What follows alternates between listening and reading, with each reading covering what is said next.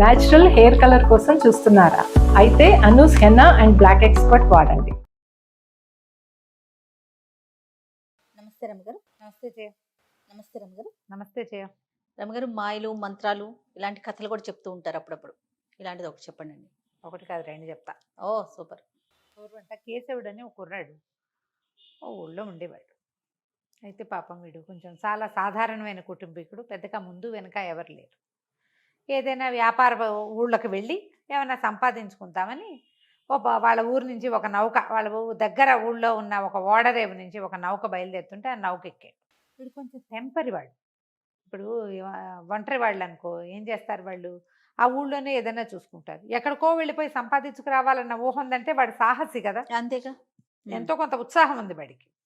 ఈ ఉత్సాహి అయిన కేశవుడు ఏం చేశాడంటే ఆ పడవ ఎక్కి వెళ్ళాడు, ఆ ఓడ ఎక్కి. ఓడ కొంత మేర వెళ్ళిన తర్వాత కొన్ని రోజులు గడిచాక వీడికి కొంచెం ఆశ పుట్టింది, మనం సంపాదించుకోవచ్చు అది అని. ఆ ఓడ కాస్త ఏదో అది కొండకి తగిలి పగిలిపోయింది. పగిలిపోతే జనమంతా ఎట్లో పడిపోయారు ఈ సముద్రాన్ని. కొంతమందికి చిన్న చిన్న పడవలు దొరికినాయి, ఎటు వెళ్ళిపోయారు. వీడికి ఒక చిన్న కొయ్య పలక దొరికింది, వీడు ఒక దీవిలో పడిపోయాడు. కొయ్య పలక ఎటు తీసుకుపోతే అటు తీసుకెళ్ళి వెళ్ళిపోయాడు అంతే. వాడు అది పట్టుకుని అలా ఉండిపోయాడు. కొయ్య పలక కొట్టుకుపోతూ ఉంది.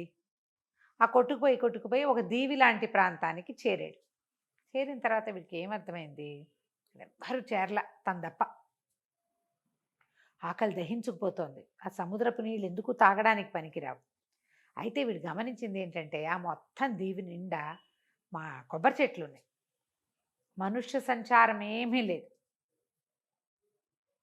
సరే ఓపిక వచ్చేదాకా అట్టా నేల మీద పడుంటే సరే ఏం చేద్దాం, కొబ్బరి చెట్టు అయినా ఎక్కితే ఉప్పు నీళ్ళు తాగడానికి పనికిరావు, కొబ్బరి నీళ్ళు పనికొస్తాయి హాయిగా. అవును. ఆ కొబ్బరి తినచ్చు, 2 కాయలు నీళ్లు తాగితే ఓపిక వస్తుంది. సాల్ట్ క్లాస్ అయిపోయి ఉంటాడు కదా ఇంత ప్రయాణంలో. సరే వీడు ఏం చేశాడు, ఒక చెట్టు ఎక్కాడు. కొబ్బరి చెట్టు ఎక్కి ఒక కొబ్బరికాయ కోసే లోపల వాడికి దూరంగా ఏదో గుయ్యమని సప్పుడు వినిపిస్తోంది. తీరా చూస్తుంది కదా, చూస్తూ ఉంటే అటు నుంచి ఒక పంది గాల్లో ఎగురుకుంటూ వస్తుంది. దానికి రెక్కలు లేవు కానీ ఎగురు వస్తుంది. భయం వేసేసింది. ఆ కొబ్బరి మట్టలను కావిటేసుకుని అక్కడే ఉండిపోయాడు. తీరా చూస్తే ఈ పంది కొంచెం ఎత్తైన ప్రదేశానికి ఒక చోటకి చేరింది. ఆ రెక్కలు లేని పంది అక్కడికి రాగానే హాయిగా కాళ్ళు బారదాపి పడుకుంది. అది నీడగా ఉంది, ఇసుక ఉంది, ఆ గట్టు మీద చల్లగా ఉంది, కాళ్ళు చాపి పడుకుంటుంది పంది, హాయిగా నిద్రపోయింది. వీడు అదేమిటో తెలియలే వాడికి. సరే చూద్దామని ఏం చేశాడు, చెట్టు దిగి ఆ పంది దగ్గర ఉన్న వైపుకి ఎక్కాడు. ఎత్తంతా ఎక్కితే పంది కాళ్ళు బారచాపి గుర్రక కూడా పెడుతోంది. చూస్తే ఏదంటే మామూలు పందే, అది రెక్కలే వేం లేవు, 4 కాళ్ళు మామూలు తోక, దాని ముట్టె పొడుగ్గా, కూరలు మాత్రం మంచి పదునుగా ఉన్నాయి.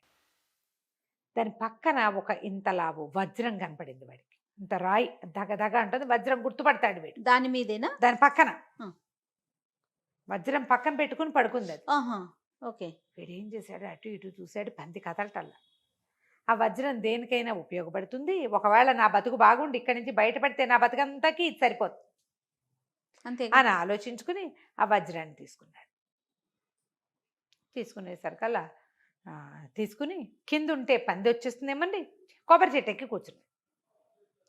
ఒక గంట పోయాక వీడి ఈ లోపల ఏం చేశాడు, ఈ కింద ఉన్న పొలాలు ఏదో కనిపెట్టి తీసుకుని కొబ్బరికాయ పొడుచుకుని నీళ్లు తాగి మెల్లిగా కొబ్బరికాయ ఒలుచుకుంటున్నాడు కూర్చుని. 2-3 కాయలు తాగేసరికల్లా ఓపిక వచ్చేస్తుంది కదా, 4 కాయలు కింద పడేశాడు, ఒకటి ఒలుచుకుంటున్నాడు చెట్టు మీదే కూర్చుని.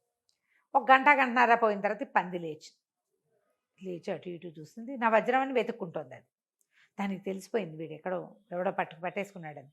అక్కడి నుంచి ఆ పంది ఏమిటి, అది ఒరిజినల్గా పంది కాదు, ఒక మాంత్రికుడు. ఓహో. వాడికి విపరీతమైన బలం, వాడికి ఆ పంది స్వరూపం మీద ఆసక్తి. వాడు ఆ స్వరూపంతో తిరుగుతున్నాడు అక్కడ. ఓకే. అక్కడి నుంచి చెట్టు మీద ఉన్న వీడిని చూసి గర్జించింది, ఘూర్నిచ్చింది అంటారు. పంది దాన్ని గర్జన అనకూడదు, ఘూర్నించటం దాని పేరు. రెండో ఘూర్నించింది అనమాట, గుర్రు పెట్టడం, దాన్ని ఘూర్నించటం అంటారు. నీ పని చెప్తాను అని అరిచింది. అరిచేసరికి వీడు ఏం చేశాడు, ఎండు కొబ్బరికాయలునగా ఒక లావు పడి కొబ్బరికాయ తీసి పెడేలమని పందికి వేసుకొట్టాడు, విసిరేసాడు. విసిరేసరికల్లా తగలంగానే పంది బొక్కబార్ల పడి మూర్చిపోయింది. వీడు పరిగెత్తుకుంటూ వెళ్ళి దాన్ని కొట్టేశాడు పంది. చిత్త కొట్టేశాడు, చచ్చిపోయింది పంది. చచ్చిపోయేసరికల్లా అక్కడెక్కడో దూరంగా వాడు ఎత్తు మీదకి ఎక్కాడు కదా, వాడు చెట్టు ఎక్కినప్పుడు వాడికి కనపడలా, చెట్టుకు ఆపోజిట్లో ఉన్న గుట్టెక్కేసరికి అవతల ఏదో పొగున్నట్టు కనపడుతుంది, తెలుస్తోంది. వీడు ఏమనుకున్నాడు, ఈ చెట్టు మీద ఇప్పుడు ముందు చెట్టు ఎక్కా, చెట్టు దిగి గుట్టెక్కా, గుట్ట దిగి మళ్ళీ చెట్టు ఎక్కా, మళ్ళీ చెట్టు దిగి మళ్ళీ గుట్ట మీదకి వచ్చా, ఇట్లా కాకుండా ఇక్కడి నుంచి అక్కడికి వెళ్ళిపోయే మార్గం ఉంటే బాగుంటుంది కదా అనుకోగానే రయ్యమని ఎగిరెళ్ళి చెట్టులో పడ్డాడు. ఓ ఆ చెట్టు మీద కూర్చున్నాడు. ఆశ్చర్యపడి వీడు ఇదేంటి ఇట ఎట వచ్చాను. అప్పుడు వాడికి అనిపించింది, ఒకవేళ ఏమైనా ఈ వజ్రంలో మహత్యం ఉందేమో, ఆ, పంది ఎలా ఎగురొచ్చింది, అది అది ఈ వజ్రాన్ని పట్టుకునే వచ్చింది, ఇది దాందే, ఆ వజ్రం కోసమే అది అరుస్తోంది. సరే వీడేమనుకున్నాడు, ఎక్కడైనా మనుష్య సంచారం, ఈ దీవిలో మనుష్య సంచారం ఉంటే అక్కడికి నన్ను తీసుకుని అక్కడికి నేను వెళ్ళిపోవాలని కోరుకున్నాడు. కోరుకునేసరికల్లా ఒక్కసారి రయ్యమని ఎగిరెళ్ళి ఇంకా కొంచెం ఎగువగా ఉన్న ఒక గుడిసె ఉంది అక్కడ పడ్డాడు. పడేసరికి అంటే పడి ఢామ్ పడిపోలే, వాడు తెలిసింది నిల్చున్నాడు. వాడికి ఆ, వాలుగా నుంచోటం. తీరా చూస్తే అక్కడ ఒక డేరా లాంటిది వేస్తుంది, అక్కడ ఒకడు కూర్చుని ఉన్నాడు. ఆ గుడిసె ఒక గుడిసె కనపడింది. గుడిసె దగ్గర ఒక కాళ్ళు లేని వాడు ఒకడు ఒక మేకపిల్లని కాల్చుకుంటున్నాడు తినడానికి. ఉమ్, వీడు మన కేశవుడి దగ్గరికి వెళ్ళి, అయ్యా కాస్త నాకు తినడానికి తిండి, ఈ రాత్రి పడుకోవడానికి చోటు ఇప్పిస్తారా అని అడిగాడు. అడిగితే మంత్రికుడు అన్నాడు, ఇదిగో మేకని తిందుగా నువ్వు కూడా కూర్చో అని, ఇక్కడికి ఎట్టా వచ్చావు నువ్వు అన్నాడు. అనేసరికల్లా వీడు వజ్రం తీసి చూపించాడు. అయ్యో, తీసి చూపించి, ఇదిగో ఈ వజ్రం దొరికింది, ఎక్కడికి కావాలంటే అక్కడికి వెళ్ళిపోవచ్చు అనగానే, ఈ కాళ్ళు లేని వాడు అన్నాడు, నా దగ్గర ఇంకోటి ఉంది, వాడు కూడా మాంత్రికుడు, నా దగ్గర ఇంకో మహత్యం ఉంది అని ఒక గొడ్డలు చూపించాడు. తల కర్ర, దీన్ని బాడీ మీద కొట్టి కట్టెపుల్లలు తీసుకురా అంటే కట్టెపుల్లలు తెచ్చి మంట చేసి పెడుతుంది. అది తల మీద కొట్టి ఎదుటివాడి తల తీయంటే తీసేస్తుంది.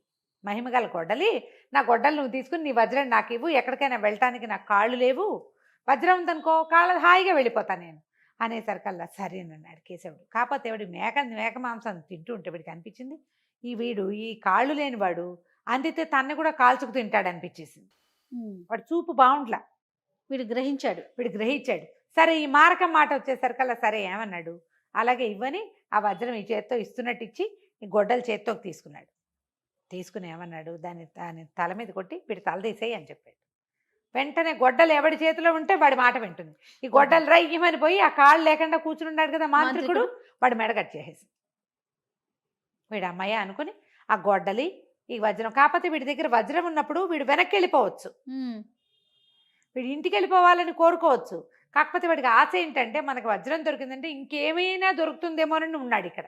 ఓహో, ఆ వజ్రం గొడ్డలు పుచ్చుకుని నడిచాడు. ఇంకా అవతల నడుస్తుంటే దూరంగా పొగ కనపడింది, అక్కడికి వెళ్ళాలని కోరుకున్నాడు. అక్కడికి వెళ్ళేసరికల్లా ఒకడు చేతులు లేనివాడు ఒకడున్నాడు అక్కడ. వాడు డేరా వేసుకుని ఉన్నాడు, కాళ్ళు చెప్పుకొని కూర్చున్నాడు, వాడికి చేతులు లేవు, ఇక్కడి నుంచి లేదు. ఉమ్, అయితే వీడి దగ్గరకు వస్తుంటే కేశవుడు కొంచెం దూరంగా దిగాడు, 4 అడుగులు వేసి నడిచేసరికల్లా వాడి దగ్గర ఒక ఇంత పాత్ర ఉంది గట్టు మీద, పాత్రలో అన్ని పాలు ఉన్నాయి. ఆ పాత్రని ఇట్లా గడ్డ పెట్టి తోసాడు.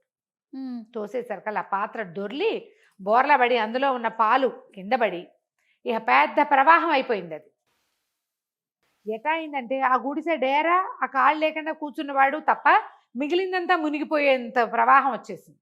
ఓ వీడి మీదకి వచ్చేసినాయి కేశవుడి మీదకి. కేశవుడు ఈ వజ్రం పట్టుకుని ఒక్క ఎగురులో ఒకటే దూకులో వచ్చి ఇప్పుడు అతను కూర్చున్నాడు కదా ఆ కాళ్ళు లేనివాడు, అదే ఈ చేతులు లేనివాడు, వాడి పక్కకి చేరాడు. చేరేసరికల్లా ఆశ్చర్యపోయాడు. చేతులు అన్నాడు, ఊరిని భలే విద్య ఉంది నీ దగ్గర, ఇదేం విద్య అన్నాడు. అనేసరికల్లా వజ్రం తీసి చూపించాడు. అందరికి చూపిస్తున్నాడు, ఇదిగో నా దగ్గర ఒక వజ్రం ఉంది, ఎక్కడికి కావాలంటే అక్కడికి వెళ్ళిపోవచ్చు అనగానే చేతులు లేని వాడు అన్నాడు, అబ్బా ఎంత బాగుంది, నా దగ్గర ఉన్న గిన్నె చూడు అని ఆ గిన్నెని చూపించాడు. ఆ గిన్నె తిరిగేయి అన్నాడు. తిరిగేసి నీకేం కావాలి, ఏమన్నా తింటావా అనేసరికల్లా సరే వాడి దగ్గర మాంసాహారం, వాడు మాంసాహారం తింటుంటే వాడు అన్నాడు, నీకేం కావాలంటే అది వస్తుంది ఇందులో, మాంసం తెప్పిస్తానని మాంసం తెప్పిస్తే వీడు నేను శాకాహారిని, నేను మాంసం తిన్నాడు. తినకపోతే నీకు కావాల్సినవి అడుగు అని చెప్పి పప్పు అడుగు, కూర అడుగు, ఏవి అడిగితే అవి తీసి ఇచ్చాడు. ఈ గిన్నెలోంచి ఇది చక్కగా తెరిచి ఉంచింది అనుకో, ఏమంటారు మామూలుగా పెట్టుంటే గిన్నె ఆహారం వస్తుంది, ఏ ఫుడ్ కావాలంటే ఆ ఫుడ్ ఇస్తుంది, ఎంతమందికి కావాలంటే అంత ఇస్తుంది. దాన్ని బోర్లించామంటే దాంట్లో ఒక్క చుక్క నీరున్నా చాలు, ఆ చుక్క వస్తువు ప్రవాహం అయిపోయి ఎంతమందినైనా ముంచేయగలదు. ఓకే, ఇంత అద్భుతమైన వస్తువు ఉంది, నువ్వు ఓ పని చేయి, నీ వజ్రం నాకు ఇచ్చి నా గిన్నె నువ్వు తీసుకోమన్నాడు. బాగుంది. ఆ గిన్నె కావాలి వీడికి. సరే వీడేం చేశాడు, గిన్నె చేత్తో తీసుకుని తన గొడ్డల మీద ఒక దెబ్బ కొట్టి దాన్ని ఎత్తి మీద వీడి తల తీసేయమన్నాడు. మూడో మాంత్రికుడి తల కూడా వేరు చేసేసింది ఆ గొడ్డలి. ఇతను ఆ గిన్నె, ఆ గొడ్డలి, తర్వాత ఏమో ఈ వజ్రము వజ్రం పుచ్చుకుని బయలుదేరాడు. ఇంకా ముందుకెళ్తే దూరంగా ఏంటంటే కొంచెం క్రూర మృగాలన్నీ పారిపోతున్నాయి, మృగాలు కనపడుతున్నాయి. వీడు ఒక పెద్ద కొబ్బరి చెట్ల తోపు కదా అది, తోపులోంచి అన్ని జంతువులు పరిగెత్తుకుంటూ వస్తున్నాయి. ఇతను తప్పుకుంటూ నడుస్తున్నాడు. అయితే ఎందుకు ఇలా పరిగెత్తుకొస్తాయి? ఒక చిన్న డమ్ము డమ్ము డమ్ము డమ్ము అని ఒక డప్పు చప్పుడు వినపడుతోంది, డోల్ చప్పుడు. ఆ డోల్ చప్పుడు వల్లే ఈ జంతువులన్నీ పారిపోతున్నాయి. ఆ డోల్ చప్పుడుని అనుసరించి తను వెళ్లాల్సిన మార్గం చూసుకుని ఆ డోల్ ఎక్కడి నుంచి మోగుతుందో అక్కడికి తీసుకెళ్ళమని చెప్పాడు వజ్రానికి. అక్కడికి వెళ్తే అక్కడ ఒక పెద్ద మహాకాయుడు ఒకడు కూర్చుని ఉన్నాడు. వాడి దగ్గర డోలు. ఎవడరా నువ్వు, నీకు భయం వేయట్లేదా, ఎక్కడి నుంచి వచ్చావు నువ్వు అని అడిగేసరికల్లా నేను వేరే దేశం నుంచి వచ్చాను, నా దగ్గర బ్రహ్మాండమైన వజ్రం ఉంది, ఎక్కడికి కావాలంటే అక్కడికి తీసుకెళ్ళిపోతుంది అన్నాడు. అన్నాక సరే కూర్చో అన్నం తిందామన్నాడు. వాడు ఏం చేశాడు, ఆ డోలు చప్పుడికి పారిపోతున్న జంతువుల నుంచి ఒక కుందేలు కాల్చుకున్నాడు. కుందేలు మాంసం పెట్టబోయాడు. ఆ మహాకాయుడు నాకు అక్కర్లేదు, నాకు కావాల్సిన తిండి దొరుకుతుందని గిన్నెలోంచి తిండి తీసుకుని తింటున్నాడు. తినేసరికల్లా వాడు ఆశ్చర్యపోయాడు. గోరిని, నీ దగ్గర బ్రహ్మాండమైన వజ్రం ఉంది, బ్రహ్మాండమైన గిన్నె ఉంది, ఆహారం కావటానికే నేను ఇంత జంతువుల కోసం ఈ డోలు మోగిస్తున్నాను. ఈ డోలు మామూలు డోలు కాదు, ఈ పక్కన మోగిస్తే ఎంత వాళ్ళకైనా భయం వేసి పారిపోతారు, ఎవరు దగ్గరికి రారు. రెండో పక్కన కొడితే అనంత సేనావాహిని పుట్టుకొస్తుంది అందులో ఇచ్చి. ఈ డోలు నేను ఎన్నేళ్ళో సాధన చేసి దీన్ని సంపాదించాను, కానీ ఇది నాకు తిండి సంపాదించట్లా, నేనే కష్టపడాల్సి వస్తుంది. ఆ గిన్నె నాకు ఇచ్చేసి ఈ డోలు తీసుకో, నాకు అయిపోయింది, ఇక నా వల్ల కాదు అవన్నీ చేయటం, గిన్నె ఇచ్చేయమన్నాడు. అనేసరికి వీడేం చేశాడు, గిన్నె ఇస్తున్నట్టే ఇచ్చి ఆ డోలు తీసుకుని గొడ్డలు తల మీద కొట్టి వీడి మహాకాయుడి తల తీసేయమన్నాడు. మహాకాయుడి తల కూడా తీయబడింది. వీడు తనకు లభించిన వస్తువులన్నీ చూసుకుని వీటితో నేను హాయిగా ఉండొచ్చని భావించి సరే సమీపంలో ఒక మంచి నగరం ఏదైనా ఉంటే అక్కడికి తీసుకెళ్ళమన్నాడు. ఆ నగరానికి చేరిపెట్టి తన వస్తువులన్నీ దాచిపెట్టుకున్నాడు.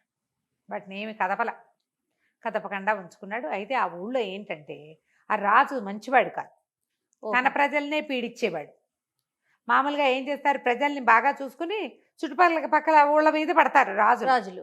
వీడు అట్లా కాదు, తన ప్రజల్నే కాల్చుకు తినేస్తూ ఉంటాడు. ప్రజలంతా చాలా ఇబ్బంది పడుతూ ఉంటారు.